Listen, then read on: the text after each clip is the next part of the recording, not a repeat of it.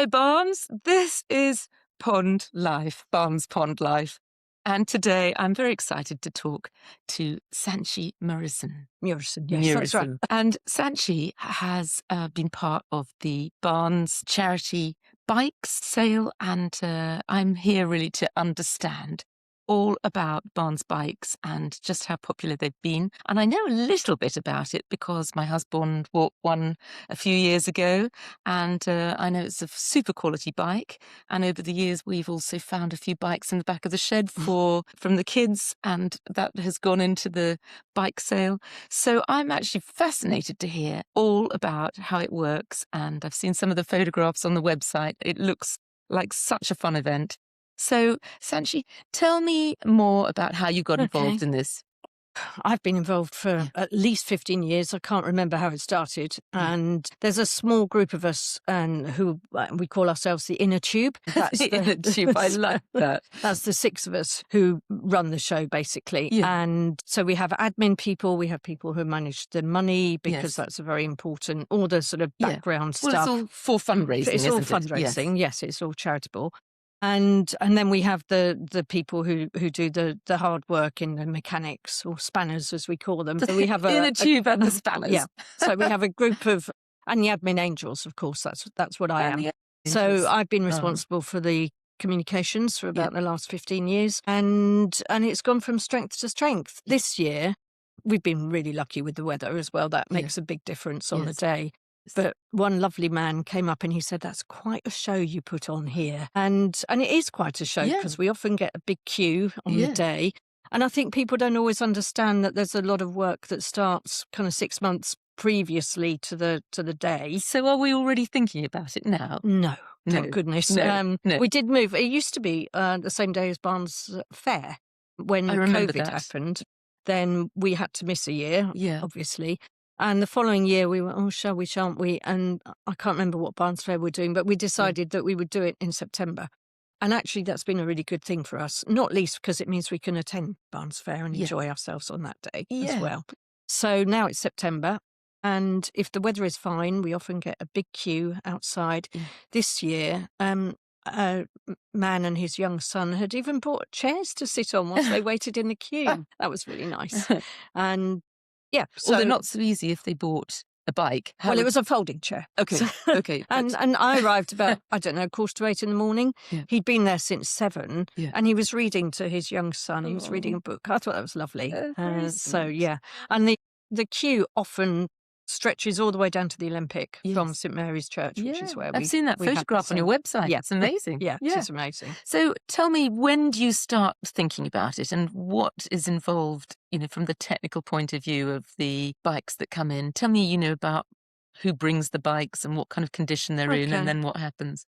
Well, we start with the publicity usually way back in sort of April, May, partly because magazines have long shelf life, lead times, and so we need to try to get in as much publicity as we can. And it's a twofold process. First is to attract people to bring the bikes in, to donate them to us. And the second is to get the punters who are going to come and buy the bikes. So it's quite a complicated thing. 2 audiences to reach, got really. 2 audiences, yes.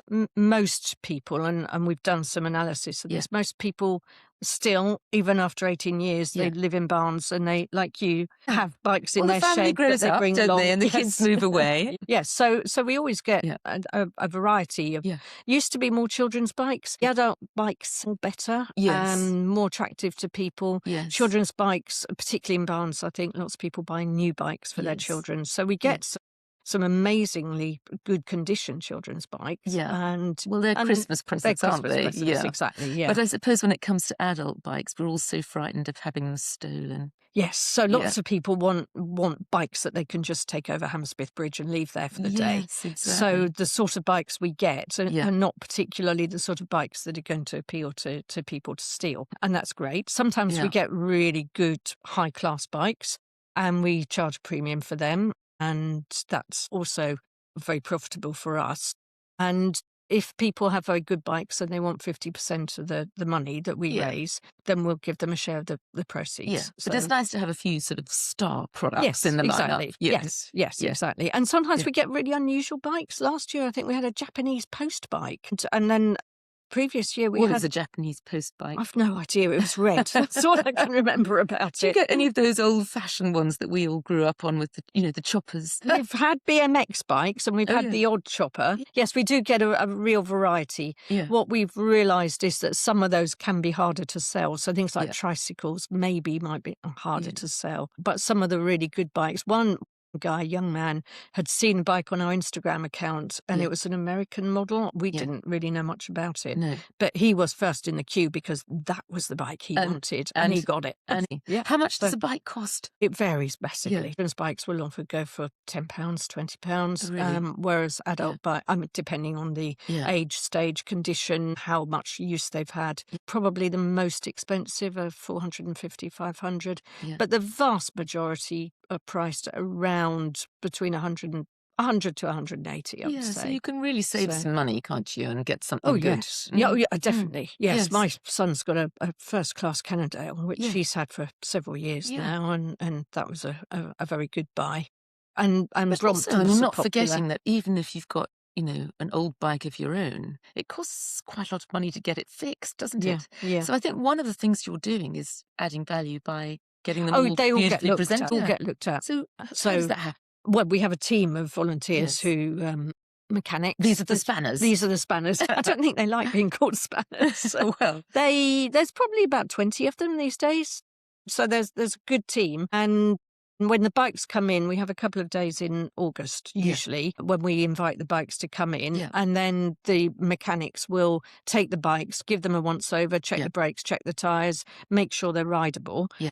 And if they need a lot of work, which some of them do, then they're put to one side to be seen if there's time. Yes. Generally, these days, there is. But if they require too much work, then perhaps they'll be used for spares. So it really depends on the condition of the bike. There are some bikes that might be better off actually waiting or being taken to the tip, but generally we're quite helpful to people and will give advice about whether it's worth salvaging. Clings. Exactly. So over the years, I think we've recycled 2,500 bikes now. Wow, that's a lot of bikes. An achievement, and that's 2,500 bikes that might have just probably ended up either absolutely. in It's a fantastic recycling project because many we do have in the past given vouchers for refugees or particular groups of people who might find it difficult. And we had a couple of medical students, I think, who couldn't get to work, and so they came and got a couple of bikes to help them to commute. So there's some really lovely kind of human stories that go behind both people donating and buying. Yeah. And then tell me where the fundraising goes to. And I don't know if you can remember how much has been raised over the years. Over the years. I'll just check my...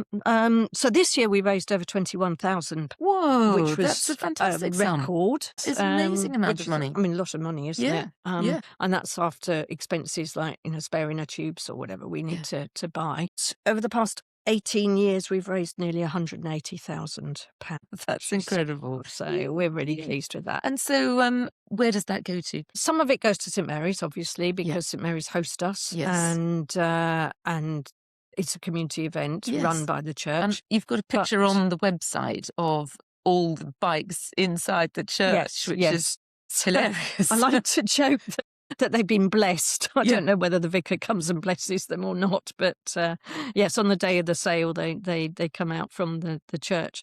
But most of the money will go to local charities. Yeah. So we'll choose either charities that the church supports on an annual basis, or we choose special ones. This year it was Castlenell Community Centre in North Barnes and Age UK Barnes Green Centre and Barnes Common. Those were the three kind of nominated charities. All favourites. All favourites. Love that. Yeah, I think it is a very much a local event. It's a community event. It attracts people from around Barnes and Mortlake and Putney to a certain extent, and Richmond. It is a Barnes-focused thing. Yeah, and it's all sort of part of our green economy, isn't it? And good for fitness and health, and very much so. And some of the mechanics, I mean, they're people who are interested in bikes. So a special bike will come in, and you see these men sort of chatting about the group set or the gears, and okay.